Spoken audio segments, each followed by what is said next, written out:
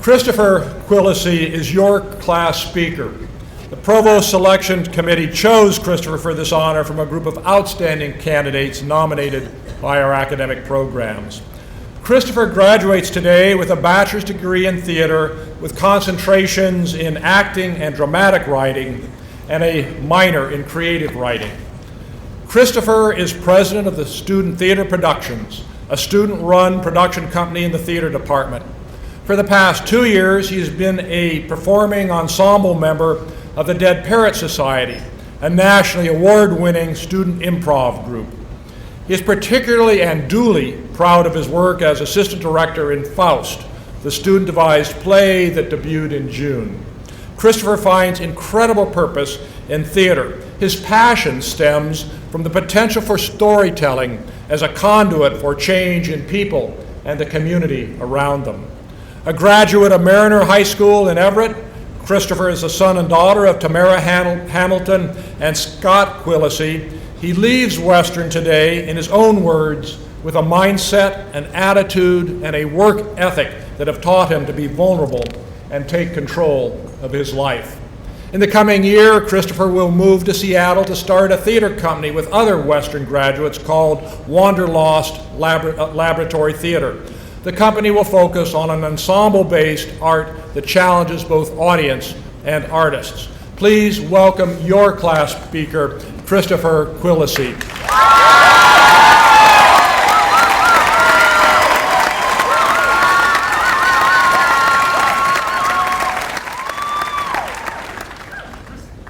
Well, I'll be honest, I don't fancy myself to be some amazingly eloquent speaker. I don't expect to change your life or blow your mind. I don't even really expect you to remember most of what I'm about to say. You're probably too hyped up on adrenaline. But my hope is that maybe one thing sticks for one person in this whole gathering of people. So what I've done is compile a list of 10 things that I've learned over the past 4 years. There were more than 10, but I'm working on being more precise. So here we go. 1, be kind, not nice. Kindness is telling someone that a part of their paper isn't working instead of just saying nice things about it. Kindness is letting someone know that they've crossed a line or hurt someone's feelings instead of brushing it off and avoiding the conflict. Kindness is discreetly pointing out the hole in a person's pants rather than letting them think that no one can see it because everyone can see it. Learn to be kind, not nice. 2, have will and grace. I don't mean own the DVDs to the show Will and Grace, but have both the will to go out and the grace to receive. Willpower, you could call it, is exactly what you think. The ability to forge on, stick to your guns, stay on track for yourself. Grace, on the other hand, is about taking others in, going with the flow, letting the track change course when needed. It's important to have both in your everyday life and to let them balance as needed by the situation or group of people. Both, I've found, are appreciated for their own reasons, and one shouldn't be present without the other. 3, always remember you don't know everything. People are infinitely complex, and I have put my foot in my mouth figuratively an astonishing number of times. I was the TA for a class that trained rigorously in physical disciplines, and one day we were doing a particularly difficult exercise that a few students had very visceral emotional reactions to. 2 students in particular seemed to withdraw from the exercise a little because they were so overwhelmed. And I think, honestly, I snap judged them. I didn't know that just before class, one had found out they had lost a relative, and the other had had their heart broken completely. I didn't know everything. 4, don't let things fester. We in the Pacific Northwest are apparently famous for our passive-aggressive ways of dealing with conflict. We've all experienced the friend who suppresses the feelings about something until it reaches a boiling point and then just explodes. Don't be that person. It's not healthy for you or the people around you. Yeah, easier said than done, but if you let things fester inside you, It will always end up worse than if you just talk about it. 5, be intelligent and open-minded. Yes, I'm putting it on the list. It's obvious, it's cliche, I know, so why do we have to keep repeating it?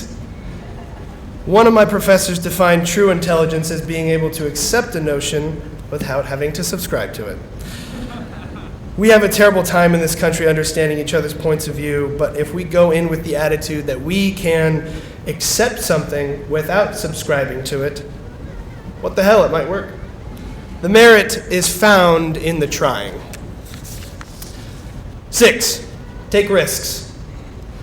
4 years, I believed I knew how to do this, but only recently have I realized what it really means to risk. To risk is to have something incredible to gain and something terrible to lose.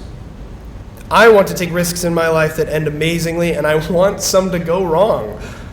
Maybe not horribly so, but they can't all go well, because without all the bad, how can I appreciate all the good? They really sincerely cannot exist without one another. 7, learn through the doing. I am a talker.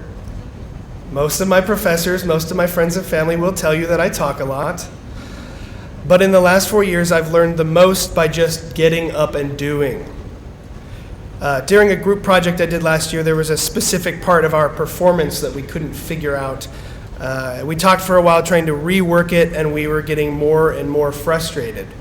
We took a 5-minute break, came back, and just tried something entirely new on our feet. And we knew instantly that was it. Without talking for 30 more minutes, we just knew. We learned through the doing. 8, failure is good. Oh my God, I cannot stress how important this is. Failure is amazing. In a class I took my sophomore year, we actually celebrated failure. We jumped up and down, screaming and yelling and clapping when someone messed up. And it was instantly okay for us to try new things. We lost our fear of failure, and everyone was the bolder for it. Quite frankly, all of us here will fail. Everyone, sorry to break it to you, but not everything in your life will go perfectly. And when you fail, I hope you enjoy it as much as I do. I will learn 10 times more by failing and be stronger because of it. 9, practice gratitude. The word thank is a verb and very much an action. Never let yourself be passive in thanking others. Be proactive. It wasn't too long ago that I figured out how much I need people. I can't do almost anything without those around me. Yes, independence and freedom and the American dream and blah, blah, blah. But really, truly, you need people in your life. Even if you prefer being alone or you're not a people person, you really do need people. Remember that and thank them for what they do. 10, go full tilt. Invest in yourself, in others, and in what you're doing with your life. Don't ever do something halfway or but. Don't half-butt it. Full-butt it. Empty your proverbial gas tank every time, and don't leave anything undone or unsaid. You've got one life, so don't coast. Hit the gas, floor it, even if you fail, because remember, that's okay. Might as well do it to the max. So that's my 10 things. Maybe something stuck for you, maybe not. If you can, go home and write your own 10 things. And if you straight up can't remember anything else, just remember this. Be a good person. Just seriously, be a good person. That's all. Thank you.